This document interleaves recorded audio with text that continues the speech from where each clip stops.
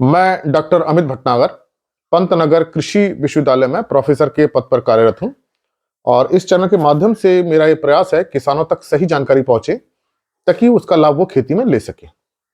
आज जो मैं बात करना चाहता हूं वो ये है कि जाड़ों के दिनों में जब ठंड बहुत ज्यादा पड़ती है तो कौन सा ऐसा पोषक तत्व है जिसकी फसलों में कमी हो जाती है और इसका हम निदान कैसे कर सकते हैं। देखिए, जो जाड़े वाली फसलें हैं हमारे देश में, ये नवंबर में बोई जाती हैं और दिसंबर जनवरी में बहुत जाड़ा पड़ता है और खास तौर से गेहूं उत्तरी भारत के क्षेत्र में उगाया जाता है।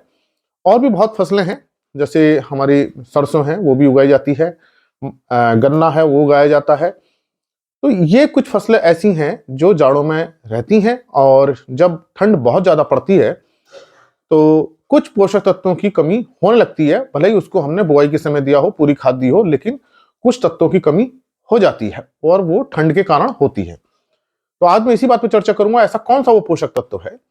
आज जब इस पूरे वीडियो को देखेंगे तो आपको पूरी इसकी साइंस समझ में आएगी, तब आप इसका निदान अच्छे ढंग से कर सकते हैं। देखिए, ठंड में क्या होता है, जो पौधे की मेटाबॉलिक एक्टिविटी है, जो उसकी प्रक्रियाएं हैं, जो उसके अंदर की विक्रम चलते रहते हैं, वो सब बहुत स्लो हो जाते हैं ठंड के कारण, क्योंकि तापमान बहुत कम हो जाता है। और इसी कारण से जड़ों की जो एक्टिविटी है, सक्रियता है, जो जड़ें अपना काम करती हैं, वो भी कम हो जाता है। जड़ों का जो मुख्य काम है वो पानी का अवशोषण करना और भूमि से पोषक तत्वों को ग्रहण करके ऊपर पत्तियों को देना होता है। लेकिन इतनी ठंड में, जब ठंड बहुत ज्यादा होने लगे, कोहरा बहुत पड़ रहा हो, तो ये जो रूट की एक्टिविटी है वो भी कम हो जाती है, पानी का अवशोषण कम होने लगता है और पोषक तत्व, जितने भी पोषक तत्व हैं, कोई भी हो, नाइट्रोजन है, फास्फोरस है, पोटेशियम है, जिंक है, सल्फर है, आयरन है, जो भी पोषक तत्व हैं, उनकी कमी होने लगती है। और चूंकि इस समय फोटोसिंथेसिस भी कम होती है तो पोषक तत्वों की आवश्यकता भी कम रहती है। तो ऐसे समय में अगर अवशोषण कम हो रहा है तो पौधे पे बहुत ज्यादा प्रभाव नहीं आता है।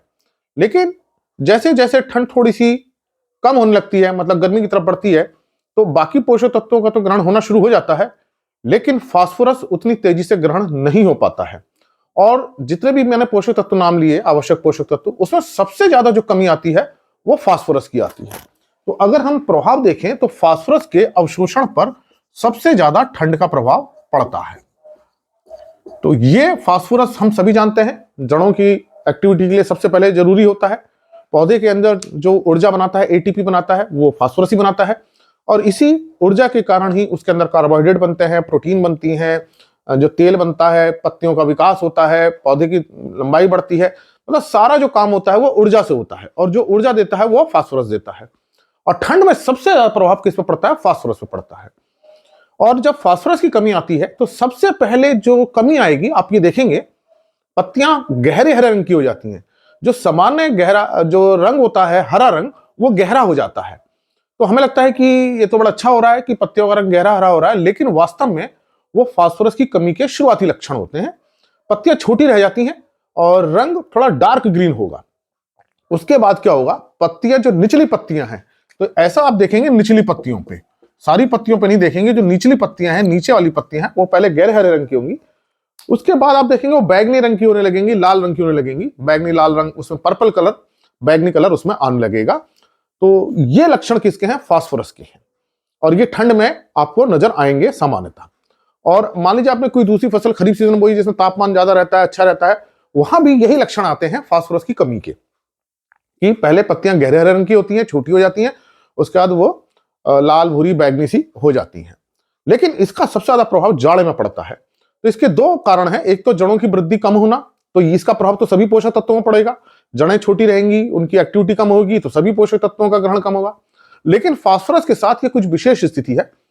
फास्फोरस क्या होता है, जहां जमीन में पड़ता है वहीं स्थिर रहता है। तो इसका जो सबसे बड़ा कारण है फास्फोरस का फिक्सेशन होना, स्थिर होना। दूसरा, जो फास्फोरस जड़ों को उपलब्ध होता है वो डिफ्यूजन के थ्रू होता है।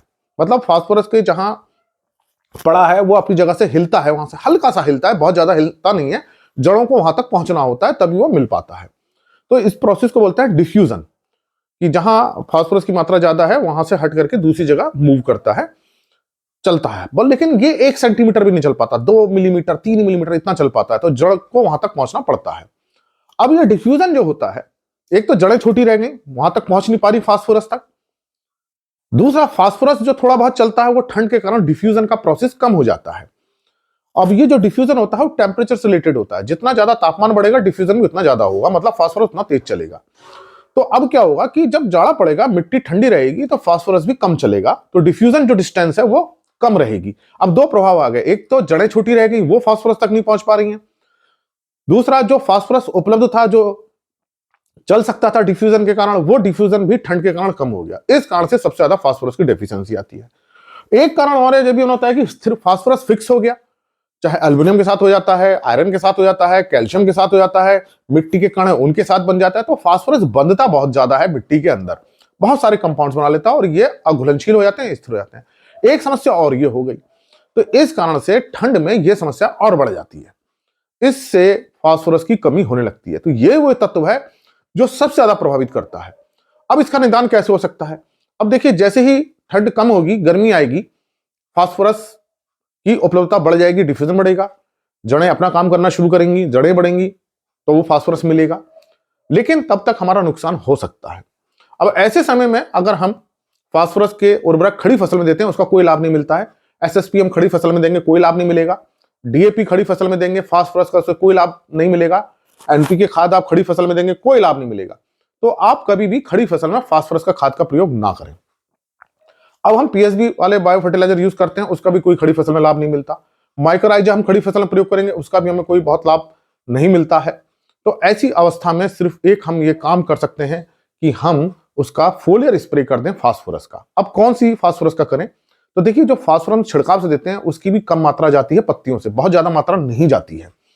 लेकिन चूंकि समस्या हमारे खेत में आ रही है और इसको हमें दूर करना है, तो हमारे पास यही उपाय रह जाता है कि हम छिड़काव करें। हालांकि इसकी रिकमेंडेशन नहीं दी जाती है फास्फोरस की, लेकिन अब बचाने का, फसल में बहुत डेफिशिएंसी आ गई, तो फसल को बचाने का यही उपाय हो सकता है कि हम फास्फोरस का छिड़काव कर दें, जो पानी में सॉल्युबल है। तो आजकल जो सॉल्युबल वाला आ रहा है वो 52-34 वाला आता है, फास्फोरस पोटेशियम, जिसमें दोनों होते हैं।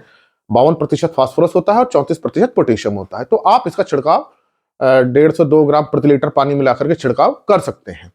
लेकिन ये एक बहुत अच्छा आपका करेक्शन मेजर नहीं होता है, लेकिन थोड़ा सा बचाने के लिए इसको हम कर सकते हैं। अच्छा फायदा आपको तब मिलेगा, आपने शुरू में ही बुआई में पूरी खाद दे रखी हो, आपने पीएसबी डाल रखा हो, माइक्रोराइजा डाल रखी हो। जैसे ही तापमान बढ़ेगा, फास्फोरस की पूर्ति होने लगेगी। तो ठंड में ये फास्फोरस की कमी होना एक आम बात है, इसलिए आप शुरू से ही प्रबंध करके चलें, पूरा फास्फोरस दें, जितनी रिकमेंडेड डोज है वो दें, पीएसबी प्रयोग करें, फास्फोरस सोलुबलाइजिंग बैक्टीरिया जो फास्फोरस को घोलते हैं, माइक्रोराइजा का भी प्रयोग करें जो जड़ों को सहायता करती है बढ़ाने में और फास्फोरस को लेने में। और इसके बाद भी अगर समस्या आ जाती है, तब हम ये फास्फोरस पीके वाला जो होता है, वाटर सोल्यूबल वाला, उसका छिड़काव हम कर सकते हैं।